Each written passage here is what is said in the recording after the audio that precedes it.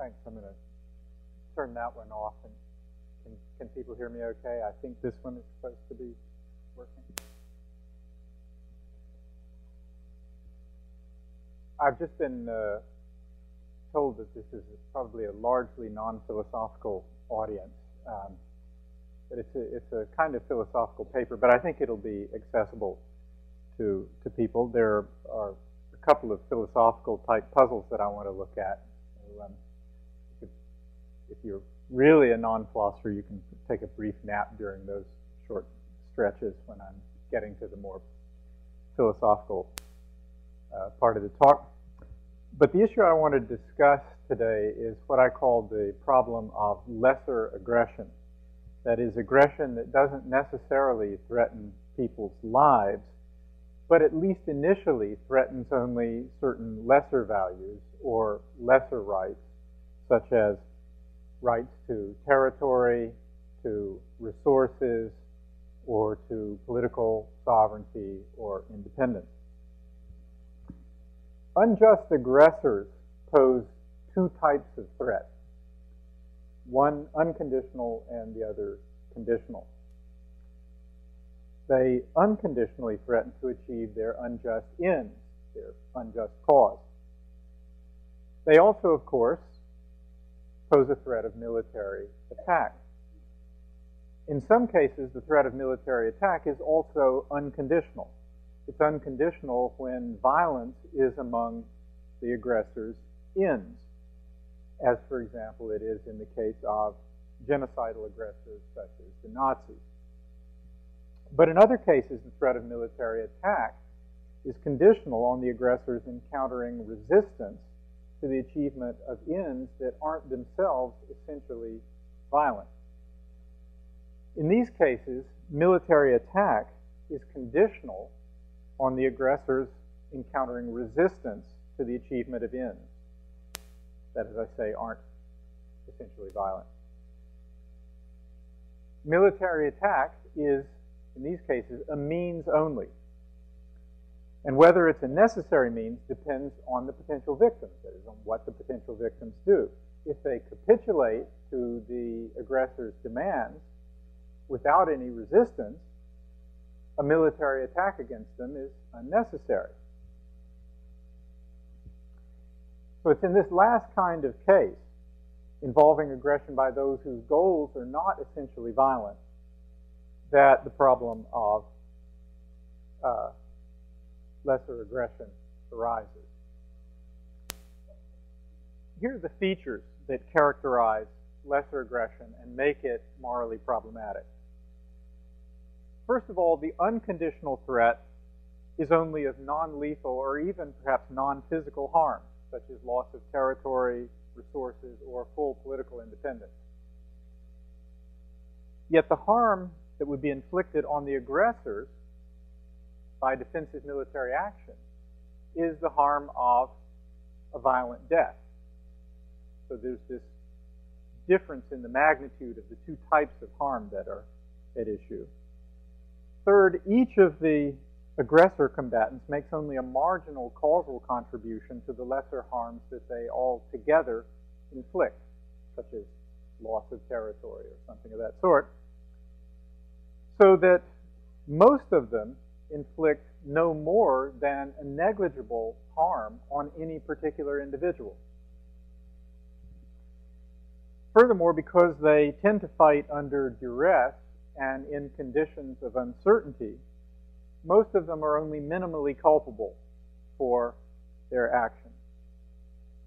And finally, there are many of them who would have to be killed in order to prevent them from achieving their unconditional aims. Now, I think there's really a serious moral question whether the prevention of lesser harms of the sort that I have mentioned can justify the killing of a large number of only perhaps minimally responsible or minimally culpable people, particularly and usually young people who are not criminals. I think it's not implausible to suppose that killing such a large number of people could be disproportionate in relation to the harm that they might otherwise cause. That, in a nutshell, is the problem of lesser aggression. You might think that this problem is comparatively unimportant, since lesser aggression occurs only rarely. But in fact, I think the problem of lesser aggression is quite common. Not all aggressors have essentially violent goals. Many simply want some part of another state's territory, or access to some of its resources, or greater influence over its political, economic, or religious affairs. And such aggressors would normally greatly prefer to achieve their ends without having to fight a war in order to get them. In such cases, war becomes necessary for the aggressor only if the victim refuses to yield what the aggressor wants and insists on some form of violent resistance. So the problem of lesser aggression does actually arise in every case in which an aggressor's ends are not necessarily violent, and the aggressors haven't yet themselves resorted to military force, perhaps because they haven't yet encountered military resistance. And indeed, I think the problem arises whenever the victims of aggression could avoid both further suffering and further inflicting significant casualties simply by capitulating.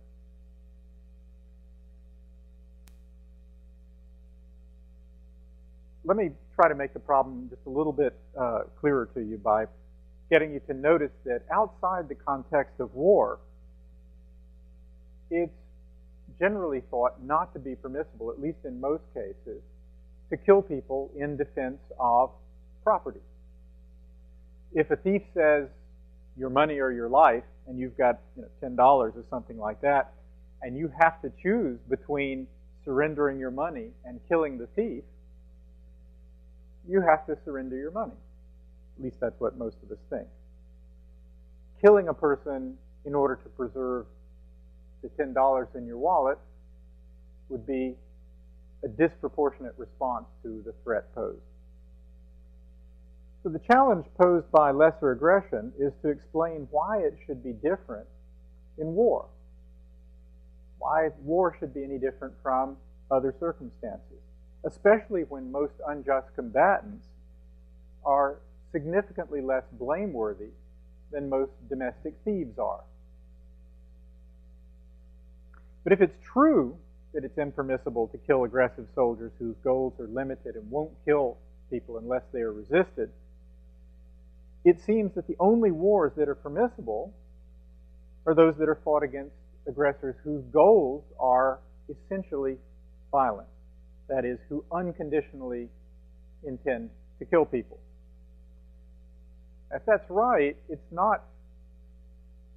we don't end up with a doctrine of pacifism, because it's still permissible to go to war against aggressors whose goals are essentially violent. But if there's no right to resist lesser aggression by military force, we would end up with a highly restrictive doctrine of just war. I think that's something that most of us would be reluctant to accept if, in fact, it's true, as I just indicated, that the problem of lesser aggression is actually quite common. Now, the question I'm addressing, that is whether defensive war against lesser aggression is permissible, is in large part a question of what I call narrow proportionality. By that I mean proportionality in the infliction of harms on people who are potentially liable to be harmed, on the aggressors themselves. The way I understand this is as follows. If an act harms a person in a way to which he's completely liable, that act is then proportionate in the narrow sense. But if an act harms a person to a degree that exceeds the harm to which that person is liable, then the act is disproportionate in this narrow sense. That's what I mean by narrow disproportionality or narrow proportionality. It's harm in excess of what somebody is liable to suffer. And I should also say that when I say that someone's liable to suffer a certain harm, I mean that that person has forfeited or lost his right not to be harmed in that way. Now, traditional just war theory and the law of war have both tended not to recognize what I'm calling narrow proportionality. They claim that's not an issue. For the most part, they've just assumed all along that it's permissible to go to war in response to threats to political sovereignty and territorial integrity. You'll find that clearly stated in international law, and it's assumed by almost all contemporary just war theorists. And to the extent that they've offered any reason for this, that is, to the extent that either just war theory or international law has offered a reason for rejecting narrow proportionality, it is that combatant status alone is sufficient to make a person liable to be killed at any time during war. And if each combatant is actually liable to be killed at any time, it's hard to see how there could be any real room for disproportionality in what one does to enemy combatants. So just war theory and international law have both assumed that proportionality in war is concerned only with harms inflicted on non-combatants, not with harms inflicted on enemy combatants. In other words, they've assumed that proportionality in war is a matter of harms inflicted on innocent or non-liable people, innocent bystanders, usually as a side effect of military action. That's what I call wide proportionality in contrast to narrow proportionality. So I'm drawing a distinction that is in general not recognized either in, particularly not recognized by just war theory or the international law of war.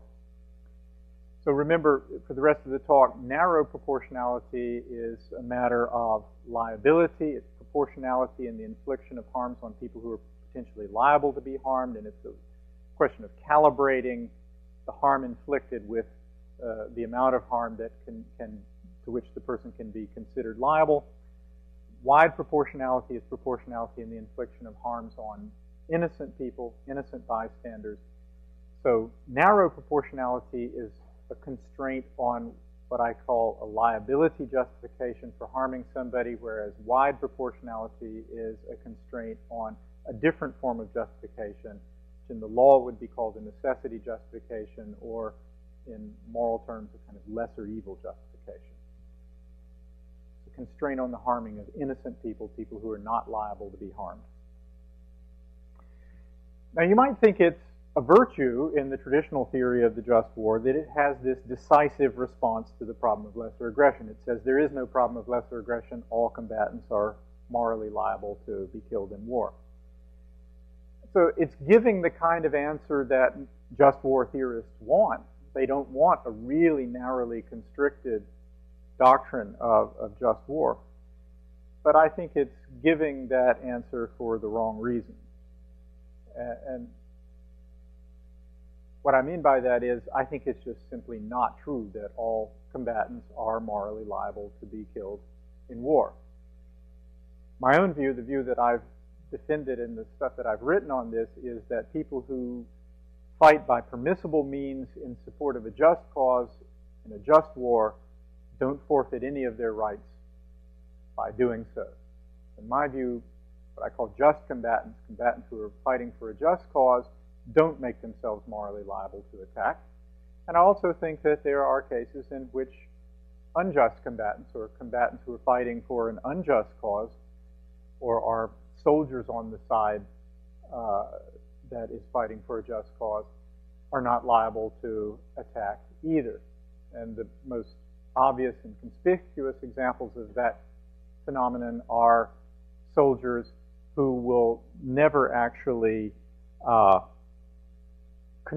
make a positive causal contribution to the achievement of their unjust cause, or pose a threat to any innocent person, or even soldiers on the unjust side whose action may actually serve to restrain or limit their side's military action. I have in mind here, for example, military lawyers who sometimes insist that their side follows certain constraints, so they actually, their action has the effect of diminishing the unjust threat that their side poses in war. I think you might also be able to appreciate why it's a mistake to reject the notion of of narrow proportionality if you think about a system of law that actually rejected the narrow proportionality constraint. I'm thinking here of German criminal law in the early parts of the 20th century. There was a case in Germany early in the 20th century in which an apple farmer found two thieves stealing apples from his apple orchard, and as they fled with the stolen apples, he shot and killed both of them. He was taken to court for this, and he was acquitted. It went all the way to the German Supreme Court, and the German Supreme Court ruled that it was perfectly permissible for him to kill the two apple thieves, because, as the court said, right must never yield to wrong. Right with a capital R and wrong with a capital W, of course. And the idea there is that when it's a matter of right and wrong, the right side versus the wrong side, there is no narrow proportionality constraint. But I hope you share my intuition that this is crazy, that it's not permissible to kill two people who are stealing your apples. And it shouldn't be legal to kill people who are stealing your apples either. It's worth emphasizing that the problem of lesser aggression isn't just an issue of narrow proportionality, though that's what I'm going to be focusing on here. If the victims of lesser aggression respond by going to war, they'll not only be harming enemy combatants in a way that might or might not be narrowly disproportionate, but they'll also inevitably kill innocent bystanders as well, even if only as a side effect of their military action. That is something that happens in almost all contemporary wars. And that kind of effect has to be justified as well. So the problem of lesser aggression is one that raises issues not only of narrow proportionality, but also of what I'm calling wide proportionality, because the resort to war in response to lesser aggression involves posing threats not just to enemy combatants, but also to innocent bystanders as a side effect of military action. So for military defense against lesser aggression to be justified, it has to be proportionate in both the narrow and the wide senses. It has to be proportionate both in the harms that it inflicts on enemy combatants and in the harms that it inflicts on innocent bystanders. And that can be a very high demand to meet, where the goods that are at issue are involve the prevention of these lesser harms. The most obvious response to the problem of lesser aggression, I think, is to note that it can often be permissible to inflict a greater harm on a culpable aggressor than that aggressor would otherwise inflict on oneself or on his victims, whoever they may be. It's widely recognized, for example, that it can be permissible and therefore proportionate in the narrow sense to kill someone who poses a threat only of, let's say, rape or torture or kidnapping. These are less than lethal harms, but we think that a lethal defensive response to the threat of these harms can be proportionate. And if that's true, it should be permissible to kill combatants who threaten only less than lethal harms as well. That's the first initial and fairly obvious response to the problem, just to point out that it's permissible to kill people even when they don't threaten to kill you, even when they threaten you with something less than death. But I think that this is an inadequate response for a variety of reasons. There are a number of differences between threats of rape and torture outside the context of war and what I'm calling lesser aggression. One is, of course, that unlike rapists and torturers outside the context of war, unjust combatants or unjust aggressors generally have many conditions that tend to mitigate or excuse their action. They act under duress and in conditions of limited information and so on. As I pointed out earlier, also they don't individually tend to make any significant contribution to the harm suffered by any particular individual. But most importantly, the harms that are threatened in lesser aggression are, by hypothesis, less serious for the victims than the harm involved in rape or torture. I say by hypothesis because I think, for purposes of this discussion, we might even define the problem of lesser aggression as the problem of justifying war in defense of harms that it wouldn't be permissible to prevent by means of killing outside the context of war. These might include such harms as reduction in wealth, loss of employment, forced relocation, restrictions on freedom, particularly political freedom. Maybe somebody wants to deprive me of my ability to vote on a particular occasion. Somebody steals my voter registration card or whatever so that I can't vote. We don't think that these harms justify killing outside the context of war, but it may well be the case that what I'm describing as lesser aggression involves only harms of basically these types. Let me give you an example of what is arguably an instance of lesser aggression, namely the Falklands War of 1982. The attempt then by Argentina to assert its own sovereignty over the Falkland Islands. That effort to gain sovereignty by Argentina over the Falkland Islands didn't actually threaten anyone's life, at least in the unconditional sense. It was no part of the aims of the Argentine generals to harm any individual. In fact, a shift from British sovereignty to Argentine sovereignty would have made very little difference to the day-to-day lives of the Falklands Islanders.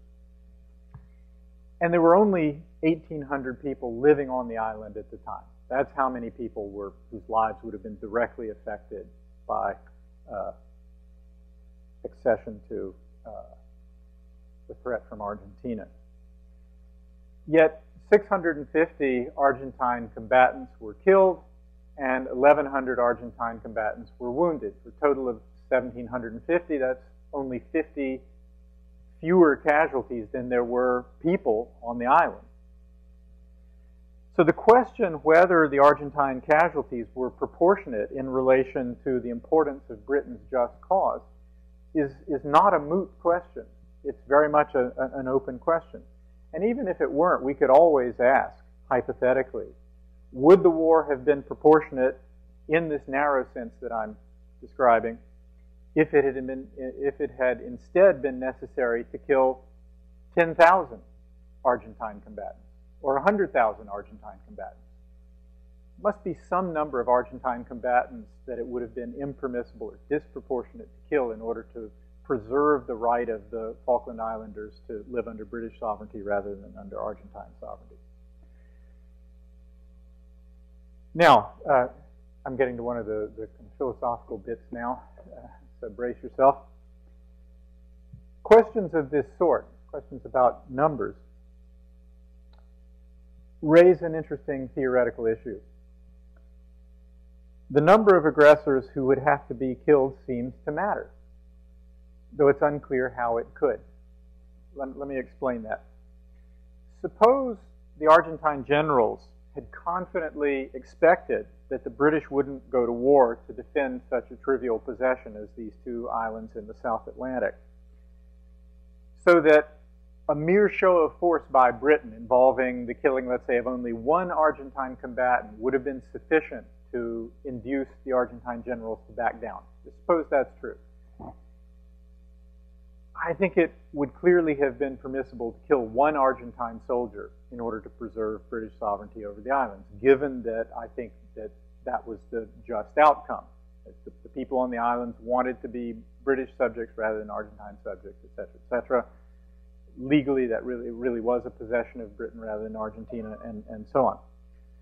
So I think it would have been permissible to kill one Argentine soldier in order to preserve British sovereignty.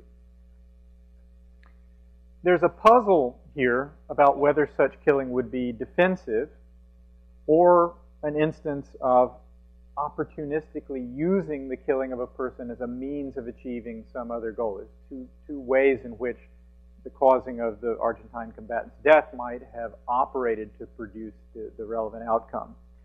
And I think those different ways in which the action might have operated are of differing moral significance. But I think for present purposes, we don't need to go into that, because I think either way, at least in this case, the justification for the killing of the one Argentine combatant would have been a liability justification rather than a necessity or lesser evil justification.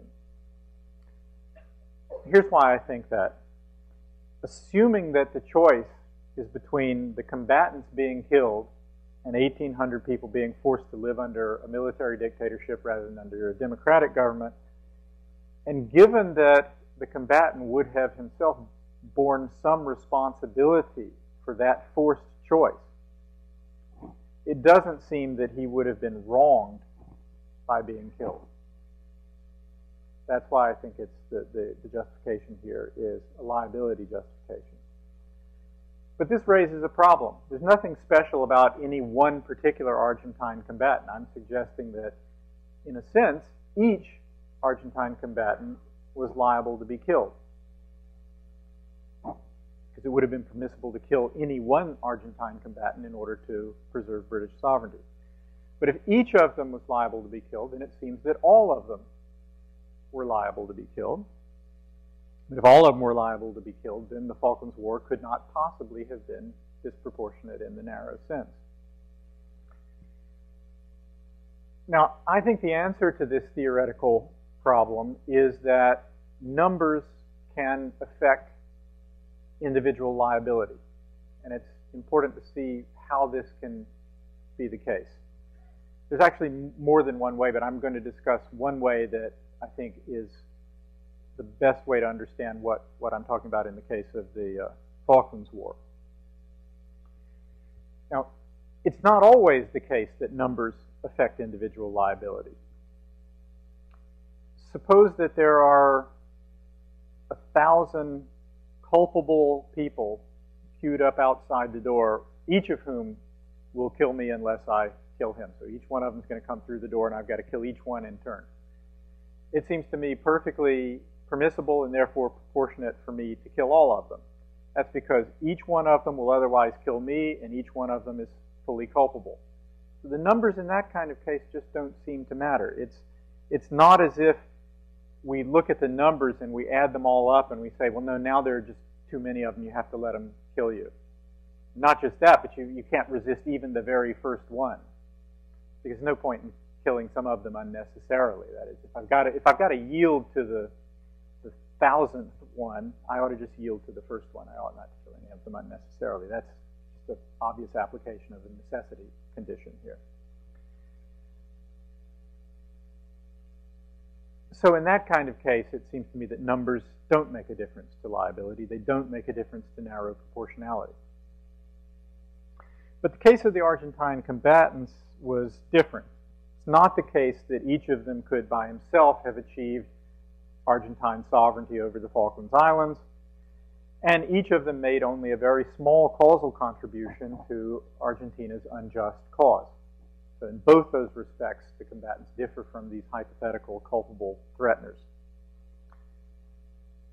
Moreover, and this seems to me to be the most important point here, the more Argentine combatants there were, the less important each's contribution was. That is, each one needs to contribute less to the outcome the more of them there are. And how great a contribution a person makes to a harm is relevant to the degree of that individual's culpability. That is, how much harm a person is liable to is a function of how much harm he individually threatens, and therefore how much harm would be prevented by eliminating the threat that he poses. So it seems to me that if killing only one Argentine combatant would have preserved British sovereignty, killing him would have been narrowly proportionate. But if it had been necessary to kill 10,000 or 100,000, that wouldn't have been narrowly proportionate. For not only would each one have had excuses, that's the other dimension I mentioned, but also, and more importantly, each one's causal contribution to the threat would have been tiny. And in those conditions, it seems to me that none of the 10,000 or 100,000 Argentine combatants would have been liable to be killed.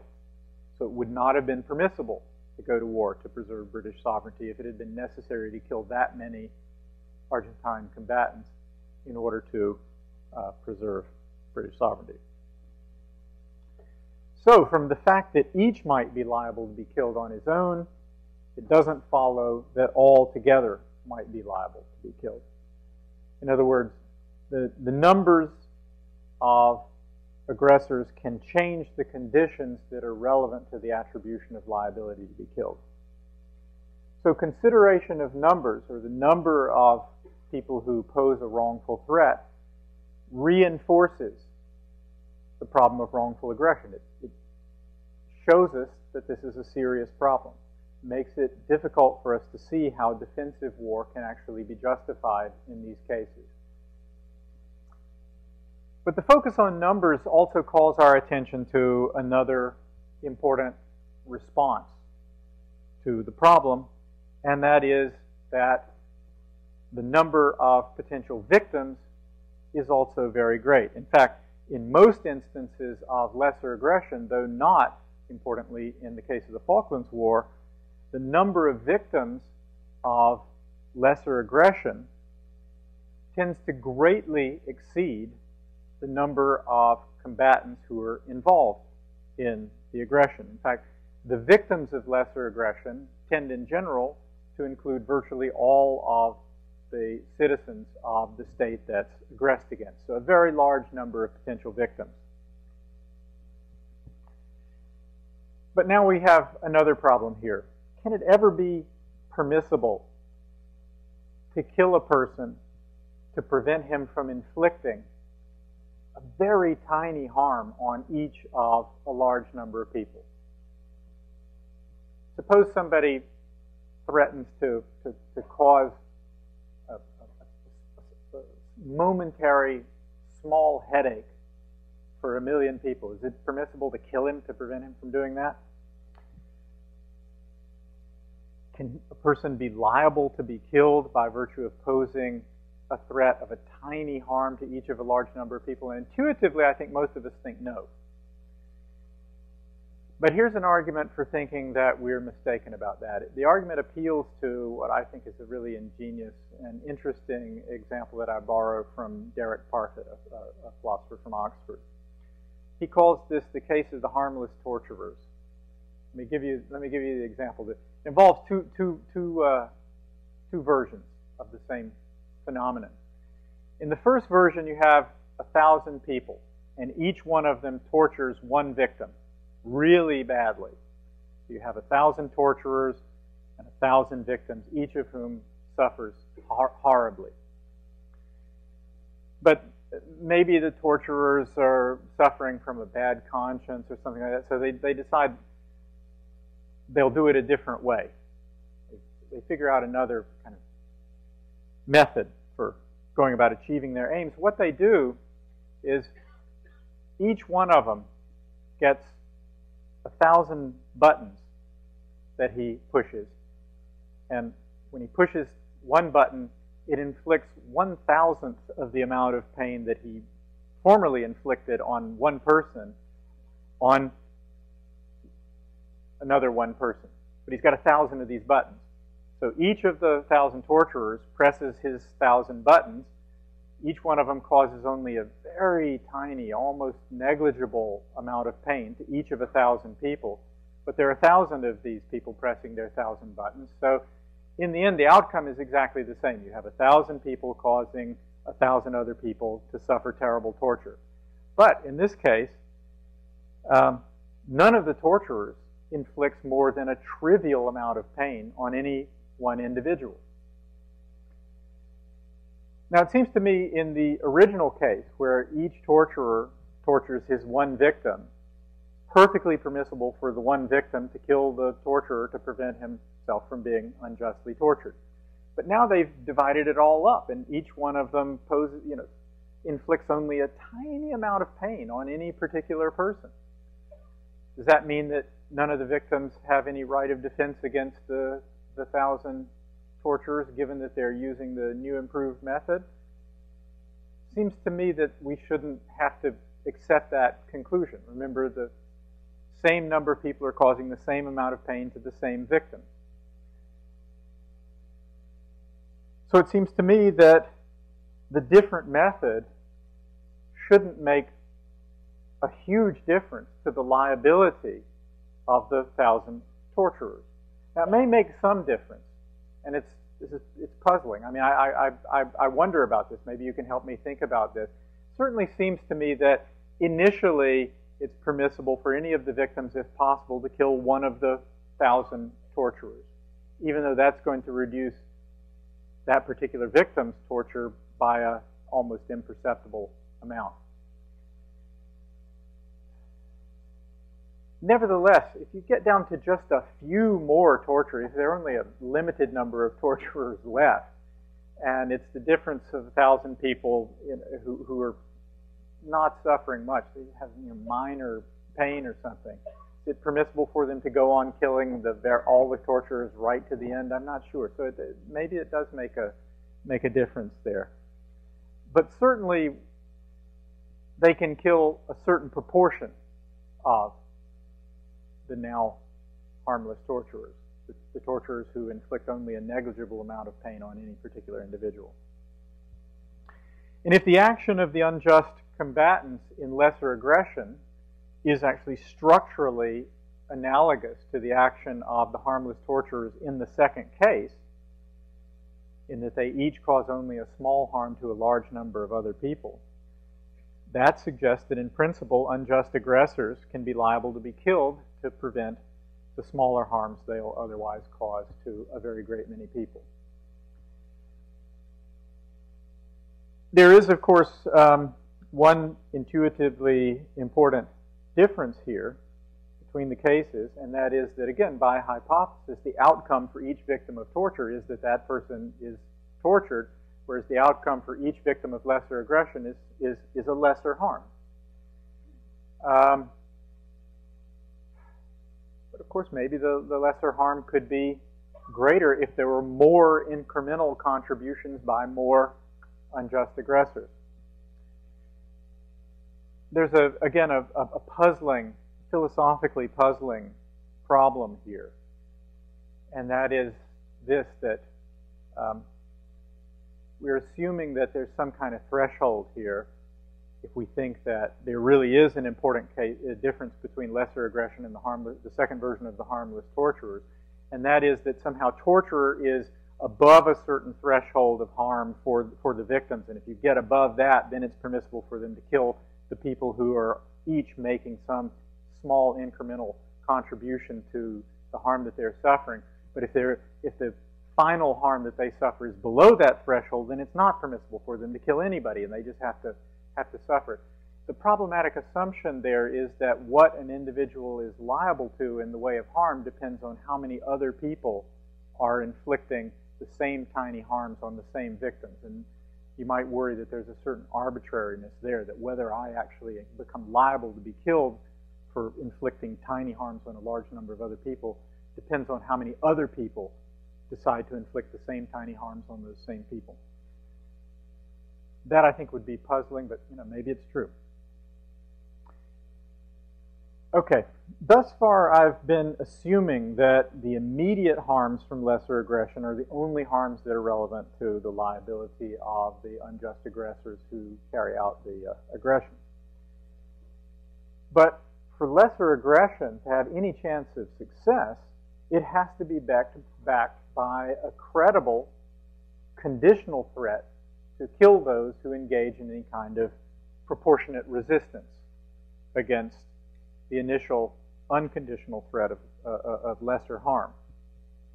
They have to be like the mugger. If the mugger just says, "Give me your wallet, or I'll walk away," you're not going to give him your wallet. You only get your wallet if he says, "Give me your wallet, or I'll kill you."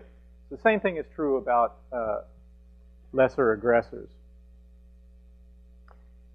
And it seems to me that the fact that they also pose this conditional threat the threat to kill people who resist them, that has to affect their liability somehow. There's been a little bit of discussion of this in some of the philosophical literature, but to my knowledge, nobody's been able to say anything terribly illuminating about this. Let me tell you what I think the three options are here, and maybe it's good to think about this particular aspect of the problem by reference not to war, but just to the mugger case that I mentioned earlier. You know, the mugger comes and says, "Your money or your life, and give me your wallet with the $10 or I'll kill you." One option in that kind of case is this.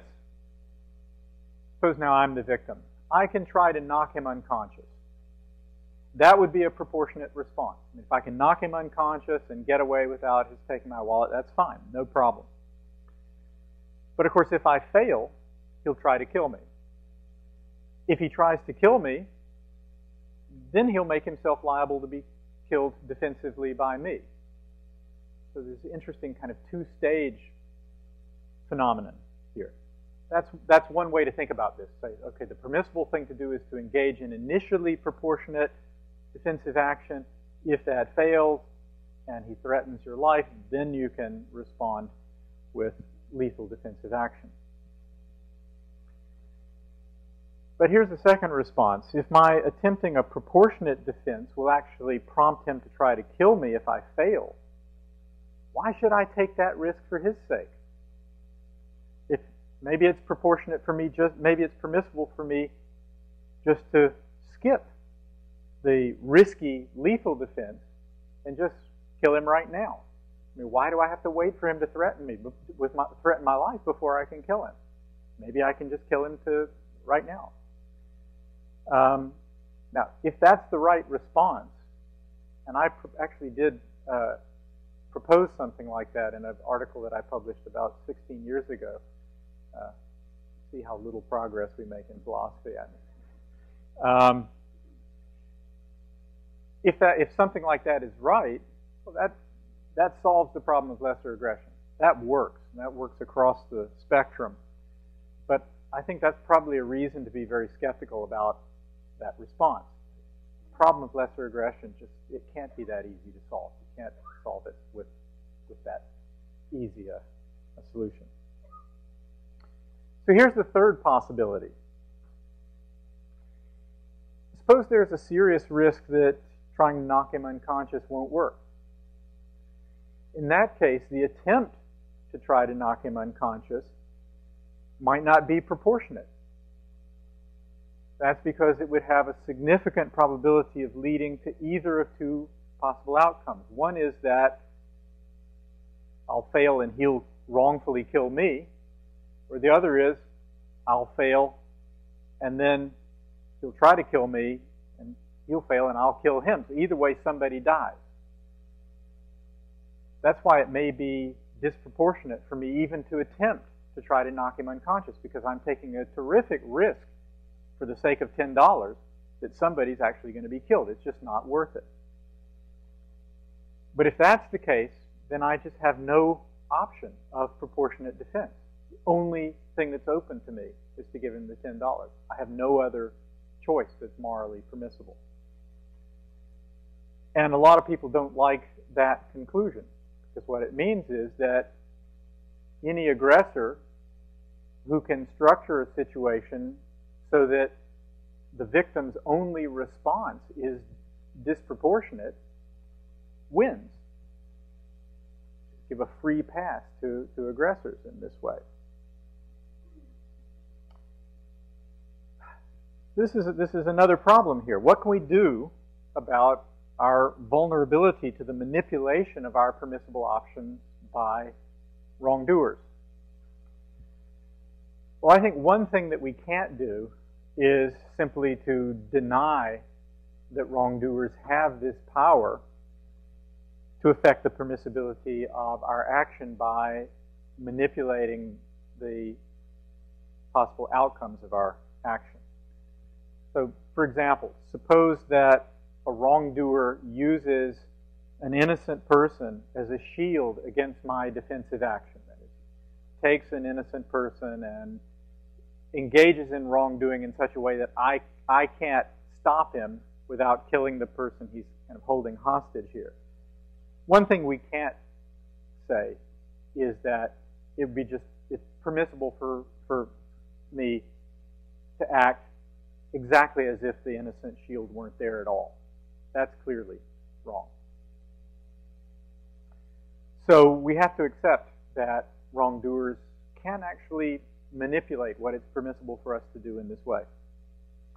But suppose a wrongful aggressor deliberately deprives his victim of all the narrowly proportionate defensive options that she would otherwise have had. That is, all the options that would have involved proportionate use of force against the wrongdoer. So forget about innocent bystanders, third parties, and so on here. The question is, does the aggressor have the power to render his potential victim morally defenseless or morally paralytic in this way? Maybe so in some cases. I think in some cases that's a possibility. But I also think that in some cases, at least, an aggressor's intentional elimination of other options increases that wrongdoer's liability to attack. That's a factor that increases the liability. Here's an intuitive test. You could just ask yourself, of an aggressor who sets about to eliminate the narrowly proportionate defensive options, would that aggressor have a justified complaint against the victim if the victim were to exercise her only remaining defensive option? An option that would have been disproportionate narrowly had the wrongdoer not removed the other options. I think the answer is sometimes no. That is, sometimes the fact that a wrongdoer or an aggressor has eliminated the other narrowly proportionate defensive options makes it the case then that wrongdoer has become liable to the only remaining defensive option, in effect increasing the aggressor's liability. This, however, is not a terribly helpful response to the problem of lesser aggression, insofar as it depends on the assumption that the aggressor himself is intentionally manipulating the options of the victim. And that's because the soldiers who are involved in lesser aggression, who actually carry out lesser aggression, don't themselves devise their own strategies. They just follow orders. So they're not the ones who are intentionally exploiting the moral scruples of their potential victims. So this isn't a terribly helpful response to the problem of lesser aggression.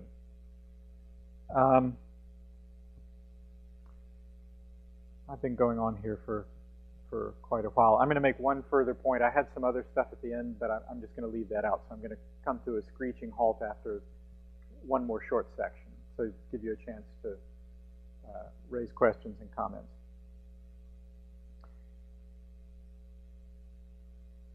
So I'll mention now, in concluding, what I think is one of the more important responses to the problem of lesser aggression, and that is that there are often values at stake in war other than the lesser values that are immediately threatened by lesser aggression. You can see this most obviously, again, by reference to the Falklands War. Defenders of Britain's war over the Falkland Islands argued that defeat for Argentina was necessary in order to maintain the deterrence of aggression elsewhere. This is one of Mrs. Thatcher's most important arguments. She argued that unless Britain responded by going to war, Argentina's success would embolden other potential aggressors to seize territories that they had been coveting for a long time as well. It would have led to an epidemic of aggression. It's only by standing firm in every case that we uphold the security of everybody. The idea here is that this, too, the participation in the Argentine aggression, the case of the Falklands, involved the Argentine combatants making a contribution to the lowering of the security of people in other parts of the world who might have become victims of this kind of lesser aggression had deterrence diminished. And that's a further source of liability for the Argentine combatants. I think in general this is an important point. Points about deterrence are, I think, though, always speculative. This is speculative good or speculative harm. In retrospect, I'm unaware of any evidence that supports the claim that there are people in the world who have been deterred from seizing some small bit of territory by the thought that, well, Mrs. Thatcher went after the generals in Argentina. I haven't heard anyone testify, yeah, I was going to seize this adjacent territory, but Mrs. Thatcher convinced me that it was too dangerous to do it. And there are often other goods at stake in addition to deterrence. The Falklands War provides another nice example.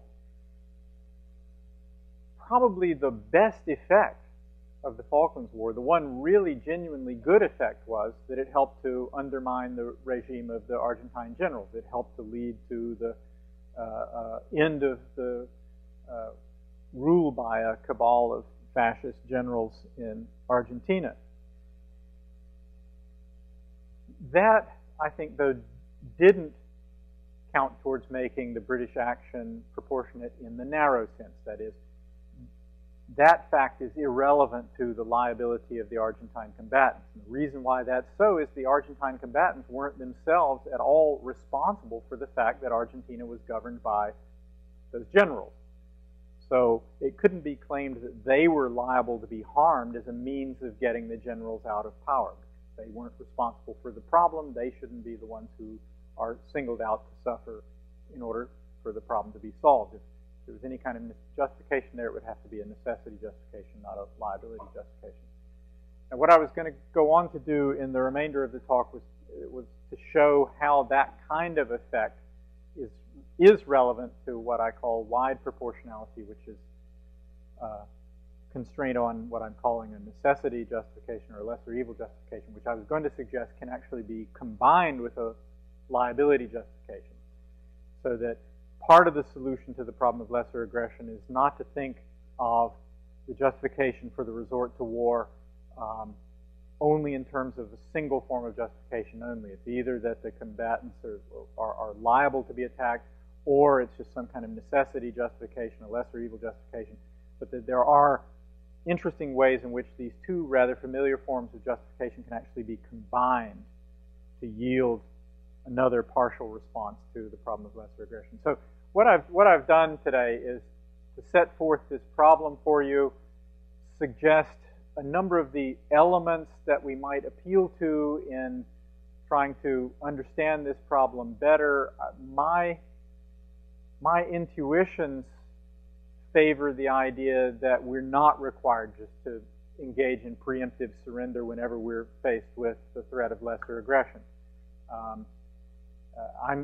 My intuition tells me that it can be permissible to resist lesser aggression by military means, and I've been trying to suggest some of the elements we can appeal to in trying to understand how defensive military action can be justified in those cases, but I'm unable to kind of bring them all together and give you a decisive response. I think the problem still remains an open problem. It's one that we have to think about. It's a serious problem.